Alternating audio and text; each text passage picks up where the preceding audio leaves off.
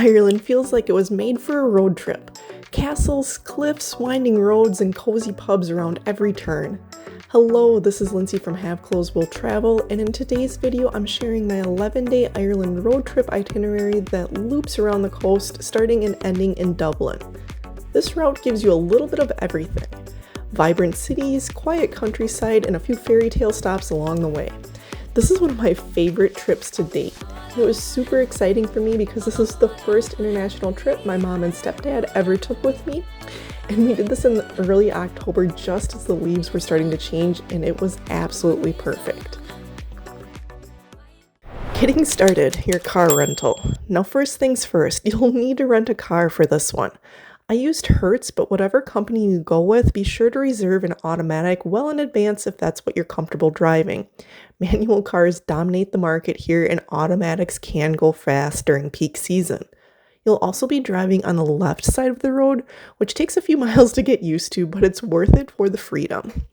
I also recommend renting a small car for Ireland's narrow roads, but if you're traveling with a lot of luggage or family, something roomier might make sense. We had an SUV and survived just fine, though there were a few moments on one-lane country roads where I questioned my life choices. And the most important thing to remember with a road trip like this is to be flexible. The plan might change, someone might get sick, like me, the weather might throw you off, or you might linger at a stop you love and skip another one entirely.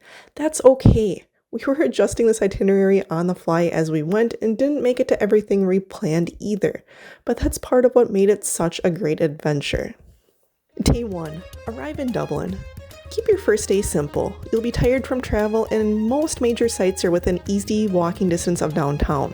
Start in Temple Bar. It's a touristy area, yes, but it's lively and the perfect introduction to Dublin's energy.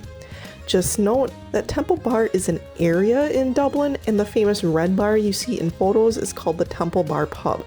Again, this is very touristy and not everyone's cup of tea, but I do think it's worth stopping for one drink. You can also stop for a drink or lunch at the Long Hall or the Palace Bar if you want somewhere more local. From there, it's just a short walk to Dublin Castle, where you can take a brief self-guided or guided tour through the state apartments and courtyards. The site has been at the heart of Irish history for centuries, and the mix of medieval and Georgian architecture is fascinating to see up close. Then, head about 15 minutes south to St. Patrick's Cathedral, one of Ireland's most beautiful churches, filled with history and incredible stained glass. Right next door is Marsh's Library, a 300-year-old gem with oak shelves and chained books. Small and quiet, it's an ideal first day stop before you crash for the night. Day 2. Exploring Dublin's highlights. Spend your first full day seeing the sights. Start early at Trinity College to see the Book of Kells and walk through the Long Room, one of the world's most stunning libraries. Go right when it opens to avoid crowds. Afterwards, grab lunch, then head west toward the Liberties area. If you plan to visit Kilmainham Jail, a powerful look at Ireland's fight for independence, but be sure to book weeks in advance as tickets often sell out fast. Finish your day at the Guinness Storehouse. The self-guided tour ends at the Gravity Bar, where you can pour your own pint and enjoy panoramic city views. If you don't drink, Guinness Zero is a great alternative and tastes surprisingly close to the original. I would argue even better. Day 3. Kilkenny with an optional stop in Kinsale. Today is the day you pick up your rental car and head toward Kilkenny. Once you reach Kilkenny, tour Kilkenny Castle, stroll through the medieval streets, and visit Smithwick's Brewery for a pint and look at how one of Ireland's oldest ales is made. Stay overnight in the city centre and you'll be able to walk everywhere. If you have extra time, consider detouring to Kinsale. It's a colorful fishing town known for seafood and boutique shops. Day 4. Kilkenny to Killarney. Head south to Killarney, with a couple of classic stops along the way. First up, the Rock of Cashel. It's an ancient fortress perched high on a limestone hill. It's one of Ireland's most photographic sites for a reason, and the views are incredible. Plan to spend at least an hour or two exploring the ruins. Then continue to Blarney Castle, where you can kiss the famous stone and wander the gardens if you're feeling brave enough to climb the narrow spiral staircase. From Blarney, it's about an hour and a half to Killarney, which will be your base for exploring the Ring of Kerry. Now, full transparency, both my mom and I came down with food poisoning this day, so we made a straight shot to our hotel and called it an early night. But if you're feeling better than we were, you could take a nice car ride through Killarney National Park, visit Ross Castle for sunset photos, or stroll through downtown Killarney, which is full of shops, pubs, and live traditional music. After a quiet night in Killarney, we were ready to tackle the famous Ring of Kerry the next morning. Day 5, the Ring of Kerry. This was our big scenic day, looping the Ring of Kerry. About 110 miles of winding roads, mountain passes, and Atlantic coastline. We started early from Muckross Park Hotel to beat the buses and had long stretches of the road to ourselves.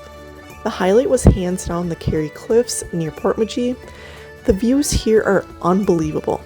Sheer cliffs dropping down into the ocean, waves crashing, and on a clear day you can see the Skellig Islands in the distance. It's absolutely worth the small entry fee and felt far less crowded than other viewpoints. If you want to actually visit the Skellig Islands, where Star Wars The Force Awakens and The Last Jedi were filmed, you'll need to book a boat tour well in advance, and keep in mind they're extremely weather dependent. We had booked a tour for this afternoon, but it was cancelled due to rough seas, which is pretty common, unfortunately. Always have a backup plan and keep in contact with your boat tour company. The drive itself is stunning, but it can be intense. It's narrow roads, blind corners, and the occasional sheep traffic jam. If you're not confident on tight roads, or if you just want your driver to relax and enjoy the scenery, it's worth considering hiring a private driver for the day. We met 2 incredible women in their 70s and 80s doing the same trip who gave us this idea, and honestly, it's a smart move. From there, we continued the loop back toward Killarney, stopping in small towns like Kenmare and Waterville for photos and snacks.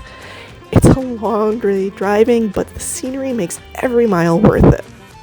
Day 6, Muckross House and Drummelin Castle. Before leaving Killarney, make time for Muckross House. If you go early, you'll practically have the place to yourself. The gardens are peaceful, the lake views are beautiful in the morning light, and the staff are some of the most passionate people we've met on the trip. They really bring the history to life. We were staying at the Muckross Park Hotel, so it was just down the road on our way to Drummelin Castle. After the visit, we continued north to Drummelin, a 16th century castle-turned hotel that's pure luxury.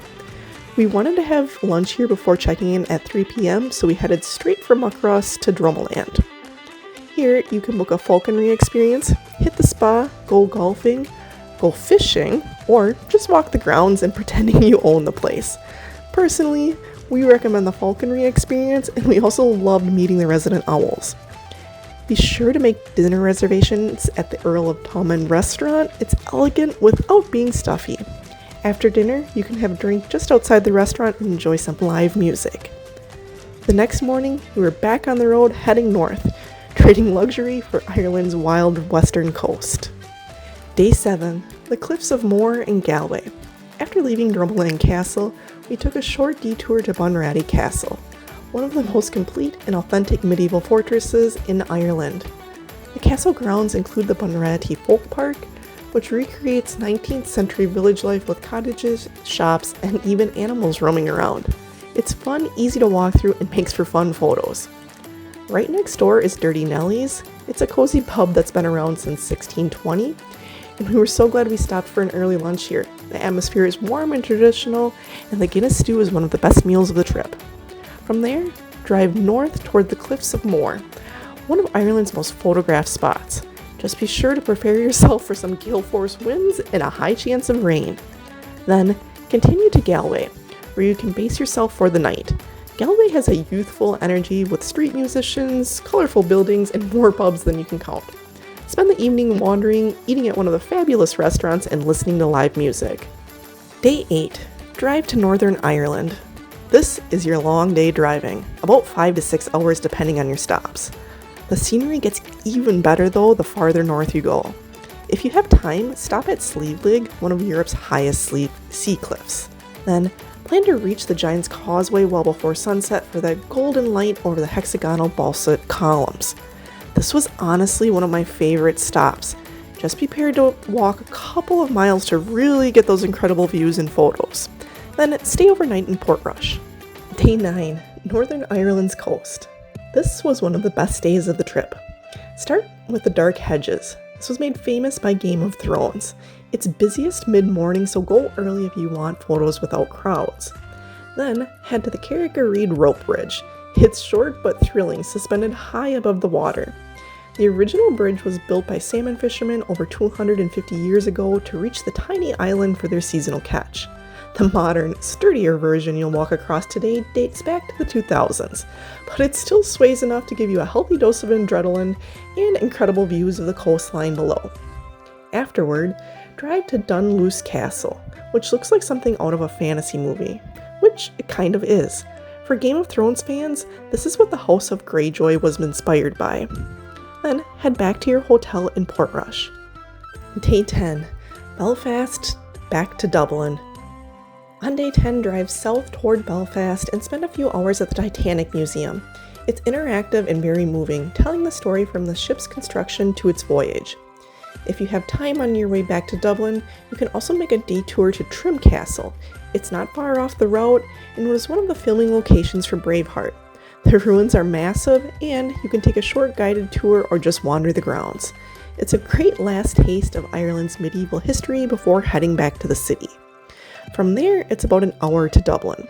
Once you return, drop off your rental car and spend your final night buying souvenirs and having one last Guinness before flying home. And if you don't want to spend time in Belfast or at Trim Castle, you can also head straight back to Dublin and see any of the sites you may have missed during your first 2 days. Day 11. Fly home. Our flight left late morning, which gave us time for breakfast and one last walk before heading to the airport. And that's my tried and true 11-day Ireland road trip. Castles, cliffs, coastal drives, and plenty of pints. It's the kind of itinerary that balances big highlights with slow moments. If you'd like to see the full route, hotel links, and maps, I've included everything in the blog post below in the description. Thank you so much for watching. If you enjoyed this video, please give it a thumbs up and subscribe to my channel for more travel guides like this.